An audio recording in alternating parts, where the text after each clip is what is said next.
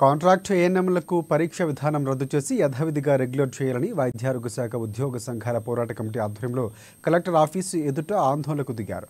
ఈ సందర్భంగా వైద్యారోగ్య సంఘాల పోరాట సమితి జిల్లా కన్వీనర్ ఎస్ నవీన్ కుమార్ మాట్లాడుతూ వైద్యారోగ్య శాఖలో పనిచేస్తున్న 2వ ఏఎన్ఎంలు, ఈసీఏఎస్, ఏసీఏఎన్ఎంలు, అలాగే అర్బన్ హెల్త్ సెంటర్లు, అలాగే ఏఎన్ఎంలు, వైద్య విధాన పరిషత్ ఏఎన్ఎంలు, హెచ్ఆర్డీ ఏఎన్ఎంలు, ఇతర అన్ని రకాల ఏఎన్ఎంలను రాత పరీక్ష లేకుండా యథావిధిగా రెగ్యులర్ చేయాలని అన్నారు. గతంలో సమ్మె సందర్భంగా ఏఎన్ఎం న్యాయమైన సమస్యల పరిష్కారానికి 3 సభ్యులతో కమిటీ ఏర్పాటు చేశారన్నారు. కానీ ఈ కమిటీ ఇప్పటి వరకు సమావేశం కాలేదని గుర్తు చేశారు. ఈ కమిటీ రిపోర్టు లేకుండానే 2024 డిసెంబర్ 29వ తేదీన రాత పరీక్ష పెట్టడం వలన ఏఎన్ఎంలు తీవ్ర ఆందోళనలో ఉన్నారన్నారు.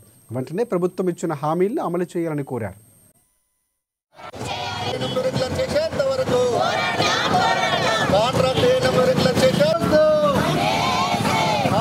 తెలంగాణ రాష్ట్రంలో కాంట్రాక్టు వ్యవస్థలో పనిచేసినటువంటి all ANMs, second ANMs, EC ANMs, urban health సెంటర్లో పనిచేసినటువంటి ఏఎన్ఎంస్ అందరూ గత 20 సంవత్సరాల నుంచి పనిచేస్తున్నారు కాంట్రాక్ట్ పద్ధతిలో.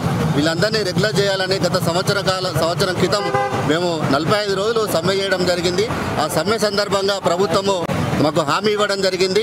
ఒక కమిటీ వేసి ఈ కమిటీ ద్వారా ప్రభుత్వానికి ఒక నివేదిక తీసుకొచ్చి వీళ్ళ రెగ్యులర్ చేయడానికి అవకాశం ఉందని చెప్పేసి ఆ కమిటీ అనేది వేయడం జరిగింది. ఆ కమిటీ ఇప్పటి వరకు ఎటువంటి రిపోర్ట్ ఇవ్వకుండా మళ్ళీ ఈరోజు కొత్తగా ఎగ్జామ్ పెట్టాలనే ఆలోచనతో ఈరోజు ప్రభుత్వము ఆలోచన చేస్తుంది. కాబట్టి ఖచ్చితంగా కాంట్రాక్ట్ ఏఎన్ఎంలను రెగ్యులర్ యథావిధిగా చేయాలి, పరీక్షా విధానాన్ని రద్దు చేయాలని చెప్పేసి ఈరోజు రాష్ట్ర వ్యాప్తంగా అన్ని జిల్లాలలో కలెక్టర్ ఆఫీసు ముందు పెద్ద ఎత్తున ధర్నా కార్యక్రమాలు చేస్తున్నాము.